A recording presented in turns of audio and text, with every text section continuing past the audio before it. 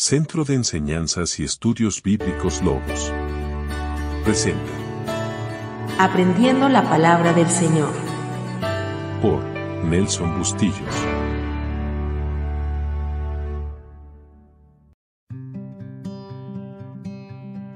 En esta sección de nuestro estudio, llegamos al capítulo 38 del libro del Génesis, donde estaremos analizando otro de los casos atípicos de nuestros relatos bíblicos. En esta ocasión, se trata del caso de Judá y Tamar, su nuera. Es una historia que quedará en la memoria tanto del pueblo de Israel, así como para el pueblo cristiano, ya que de esta relación nacerán grandes reyes para el pueblo de Israel, y finalmente, nacerá el Mesías príncipe.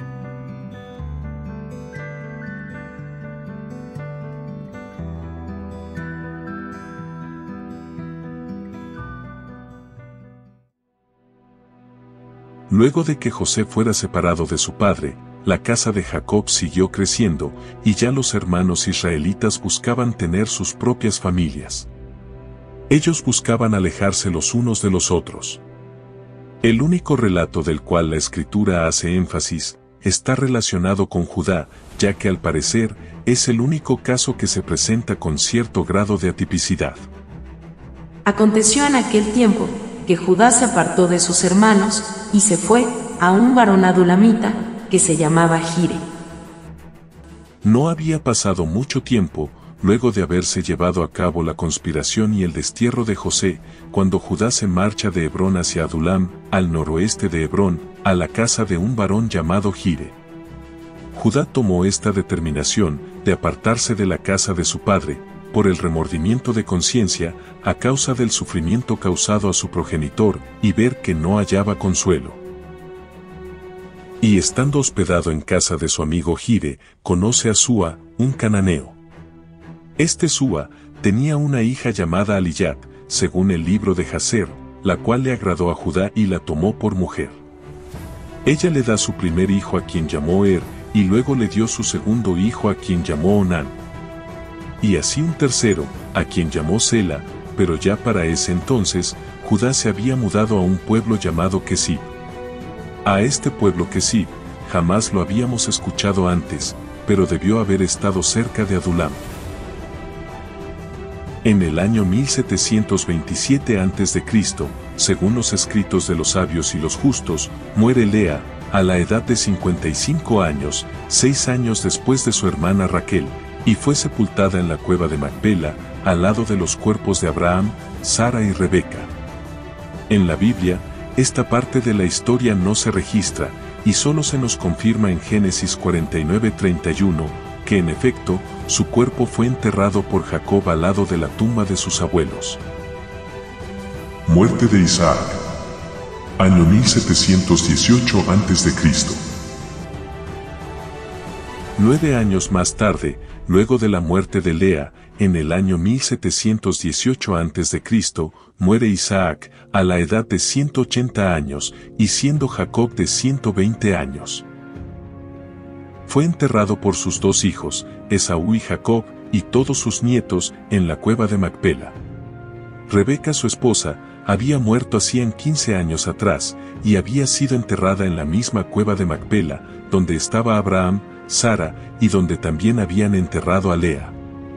La edad de los hijos de Jacob para el momento del deceso de Isaac eran las siguientes: Rubén con 35 años, Simeón con 34 años, Leví con 33 años, Judá con 32 años, Dan con 32 años, Neftalí con 31 años, Gad con 31 años, Aser con 30 años, Isacar con 30 años, Zabulón con 30 años, Dina con 29 años, José con 29 años, quien tenía 12 años viviendo en Egipto y llevaba 3 años preso. Y, por último, Benjamín, con 15 años. Pasó el tiempo, y los hijos de Judá crecieron, y piensa que llegó la hora de que su hijo mayor, se case, y le busca una mujer llamada Tamar. La Sagrada Escritura no hace mención alguna acerca de su procedencia. Según el libro tradicional de los justos y los sabios, era una descendiente directa de Sem, hija de Elam. Es importante destacar que el hijo primogénito de Judá no llegaba a los 18 años para cuando se casa con Tamar. Y el primogénito de Judá, fue malo ante los ojos de Jehová, y le quitó Jehová la vida. Dice la Biblia, que era malo ante los ojos de Jehová, quizás un pilluelo de la época, y murió antes de poder tener hijos. Esto condujo a Judá a cederle a Tamar, a su segundo hijo Onán como esposo, pero con la condición de que el primer hijo que le naciera sería considerado como descendiente de su hermano mayor ya muerto. Esto no agradó mucho a Onán, pero no podía desobedecer a su padre, pero por dentro se las ingeniaría para no embarazar a Tamar. Cuando Onán se llegaba a ella, vertía en tierra, para que no pudiera haber ninguna concepción, y no sabemos por cuánto tiempo pudo estar pasando esto, pero no hay indicios de que Tamar le hubiera comentado a su suegro lo que estaba haciendo Onán. A pesar de que este método no es el más agradable, es muy efectivo, y en esos tiempos no se hacían remedios anticonceptivos, solo se hacían para lograr concebir. Esto tampoco agradó a los ojos de Jehová, y murió también Onán, y ahora a Judá solo le quedaba Sela, quien todavía era muy chico como para tomar a Tamar por mujer. A final de cuentas, no sabemos si Judá supo por qué había muerto Onán tan prematuramente. Tal parece que estos pillines eran amargura para su padre, pero aún así Judá quería lo mejor para sus hijos. Judá piensa que Tamar debe esperar a que su hijo menor Sela crezca, para poder así lograr darle descendencia a su hijo mayor muerto. Para Judá, Tamar era como especie de una viuda negra, ya que sus dos esposos, que fueron sus hijos, habían muerto. Esto le creó cierto temor en darle también a su hijo menor Sela, pues no quería tomar el riesgo, por lo cual envió a Tamar a casa de sus padres a esperar el tiempo indicado. Con el paso del tiempo, muere Aliat, la mujer de Judá, y esto le causó mucho dolor, más que la muerte de sus hijos podríamos decir. Luego de esto, buscaba la manera de entretenerse, y junto con su amigo Gire, subía hasta el pueblo de Timnat, donde estaban los trasquiladores de las ovejas, y comenzaban a trasquilar durante todo el día. Tamar se enteró que su suegro subía a trasquilar a sus ovejas en Timnat, entonces se puso a maquinar un plan, ya que Judá le había quedado mal, y la tenía prácticamente presa, esperando por su hijo Sela. Pero Judá temía que su hijo también pereciera en sus manos, así que se hacía el loco y no le cumplía. Luego Tamar vio la oportunidad de tomar como una especie de venganza, y se hizo ataviar como una prostituta, cubriéndose toda la cara con un velo, y se puso en su camino, en un lugar llamado Enaim.